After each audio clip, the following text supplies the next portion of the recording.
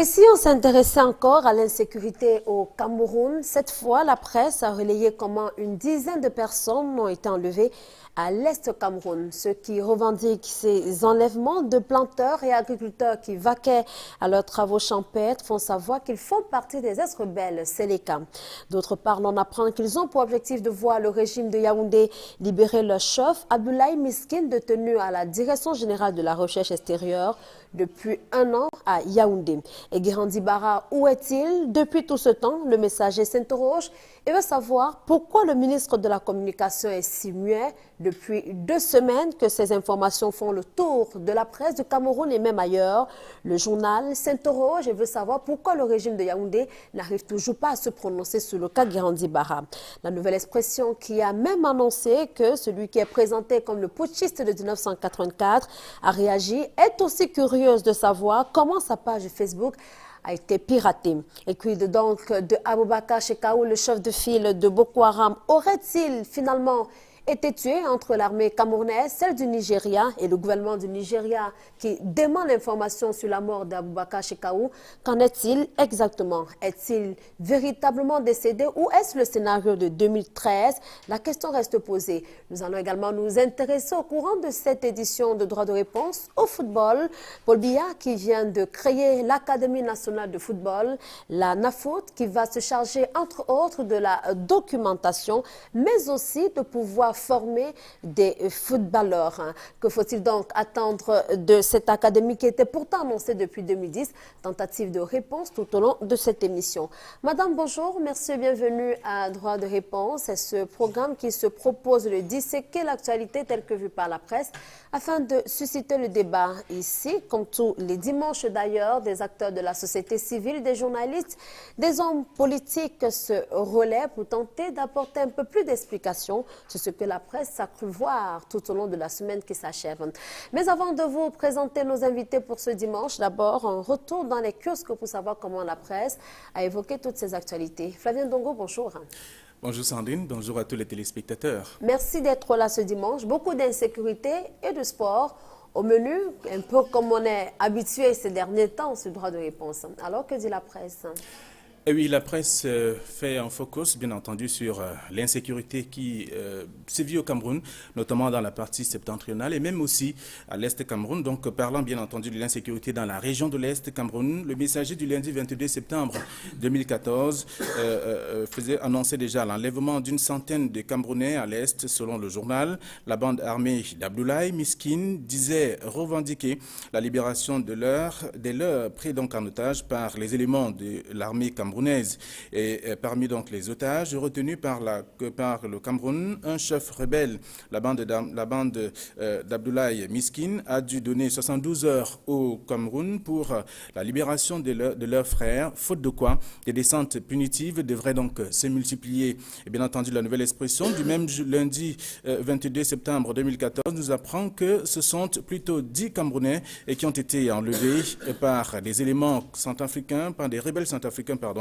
Le journal de l'immeuble Saint-Pierre à Douala fait savoir que les ravisseurs, après bien sûr la descente punitive dans la ville de Gawaboulaye, ont réussi à arracher un des leurs pris en otage par l'armée camerounaise avant de porter leurs revendications au gouvernement local.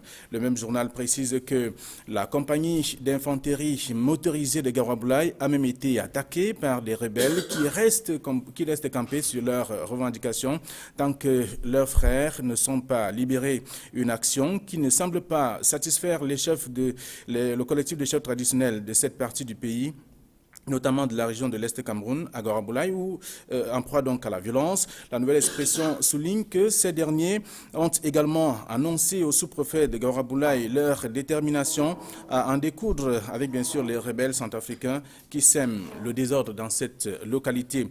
L'autre sujet qui suscite également des commentaires et même des analyses dans le cadre de cette autre édition de Droit de réponse, c'est bien entendu l'affaire Guérandi Mbara. La nouvelle expression fait savoir que Jeune Afrique a rebondi à Ouagadougou dans un article publié sur le site du journal panafricain le 23 septembre dernier. La nouvelle expression nous apprend que l'auteur de l'article à scandale veut crédibiliser son enquête, même sur le putschiste du 6 avril 1984. Le rédacteur de l'article avoue avoir joint par téléphone l'un des conseillers du président Blaise Compaoré, qui a d'ailleurs expliqué que cela fait très longtemps et qu'il n'était plus en contact avec Guérandi Mbara.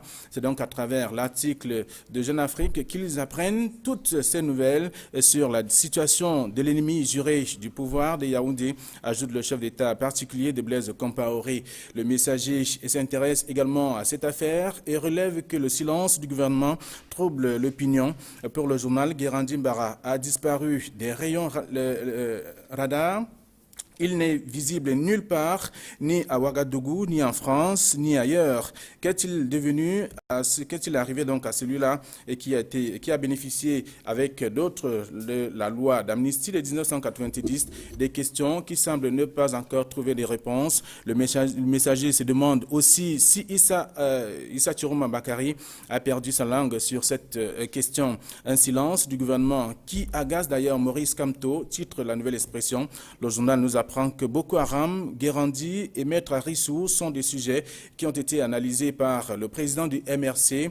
Donc la nouvelle expression précise que l'ex-membre du gouvernement ne supporte plus l'attitude du gouvernement actuel. Il interpelle d'ailleurs ses dirigeants à rendre compte des menaces qui pèsent sur les libertés civiles et politiques au Cameroun.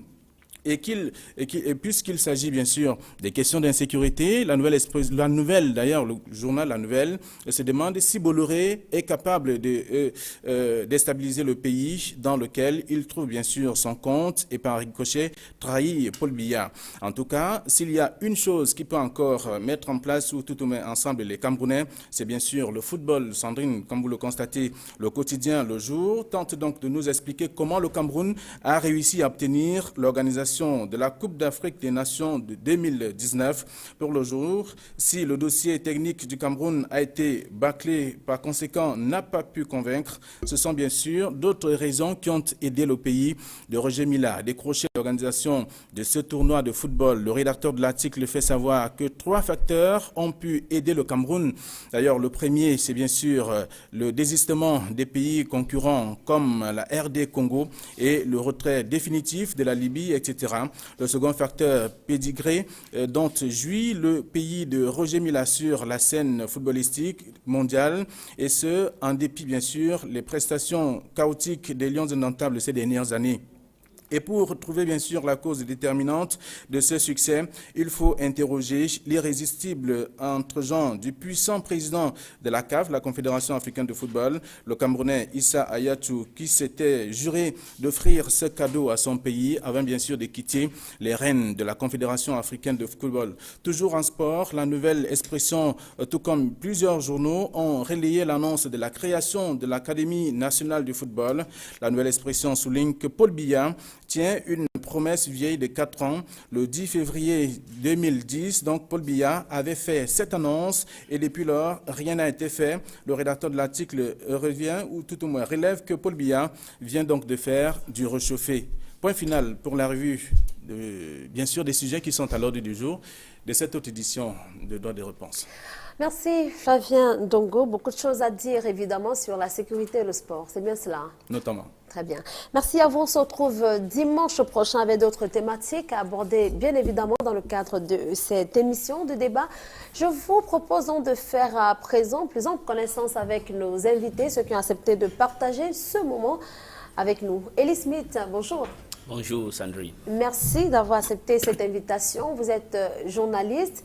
Il y a quelque temps encore, vous travaillez du côté du Congo. C'est bien cela? Oui, exactement. Je travaille toujours, même comme j'ai été expulsé, mais mon contrat reste toujours. Je suis toujours directeur de MN Télévision à Congo-Brazzaville. Et comment cela se passe-t-il entre le Cameroun et le Congo? Vous faisiez remarquer il y a juste un instant que vous avez été expulsé de ce pays. Oui. Alors, comment comptez-vous faire? Non, je compte rentrer mardi parce que ça apparente à un certain petit kidnapping, parce que je suis arrivé au bureau et puis les policiers de la police judiciaire sont arrivés. Ils m'ont dit que le général Jean-François Ndengue, qui est le commandant de la police congolaise, veut que je parte chez moi au Cameroun. Alors, est-ce que vous reprochez certaines choses vis-à-vis du régime congolais? Non, c'est quand même paradoxal. La chaîne où je travaille, c'est la chaîne du grand frère de M. Denis Sassou Nguesso. Non, je pense à ça, ça concerne la police. Les gens sont venus braquer chez moi et ils ont violé ma soeur, ils ont volé de l'argent. Vous voyez que c'est quand même, le ridicule ne tue pas. C'est moi comme braque, donc c'est comme si on me tue 2 fois. Ils violent ma petite soeur, ils ne veulent pas que j'en parle. Et ceux qui étaient chez moi, qui étaient en train de braquer, avec un téléphone, ils étaient en train de causer avec quelqu'un au téléphone. Le seul crime que j'ai commis, et que j'ai demandé à M. Jean-François Ndengue que l'enquête continue et que je sache qui ces messieurs étaient en communication. Je vous rappelle que les braqueurs étaient de la GER, dont les gardes présidentiels, et aussi il y avait les policiers parmi les braqueurs. C'est ce qu'eux ils m'ont dit, je ne suis pas braque. Alors vous comptez quand même retourner au Congo-Brazzaville. Est-ce que ce n'est pas dangereux ou délicat pour vous? Non. Pour l'exercice de votre profession également. Non, vous savez que dans la profession de journaliste, un bon journaliste, c'est les risques. Hein? Et donc, ça ne me fait pas du tout peur, comme je ne me reproche de rien, et que ma société ne m'a pas licencié. D'ailleurs, même lundi, il y a le monsieur Maurice Nguesso, qui est le PCA de notre groupe, va écrire une lettre de protestation au ministre de l'Intérieur et puis au Conseil supérieur de la liberté de communication pour kidnapping d'un journaliste. Donc, ça apparente à un kidnapping et rien d'autre. Voilà pourquoi je rentre mardi, j'ai acheté mon billet d'avion et je repars. Très bien. Oui. On vous souhaite de toutes les façons bon vent du côté du Congo-Brazzaville en espérant que tout ce qui a été dit et entendu jusqu'ici passe désormais pour de mauvais souvenirs, Ellie Smith. Oui, tout ce qui a été dit, c'est vraiment faux parce que j'aurais appris que c'est intelligence avec les ennemis. Vous savez que le Congo a un passé très communisant. Pourquoi se fait-il qu'il se fâche quand l'Union européenne proteste du braquage chez moi et la violation de ma petite sœur? Pourquoi se fait-il qu'ils se fâchent si les États-Unis se réagissent? Pourquoi vont-ils se fâcher si la France se réagisse? Pourquoi vont-ils se fâcher si l'ambassadeur du Cameroun réagisse avec vigueur que ce qui s'est passé? Aujourd'hui, vous voyez, auparavant, moi j'ai cru que c'était un braquage ordinaire.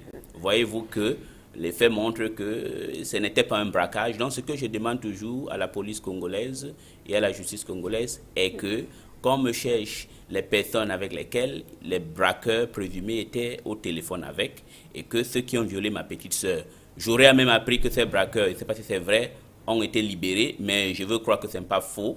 Je voudrais qu'ils cherchent la personne avec laquelle ils étaient au téléphone. C'est tout ce que je veux. Très bien.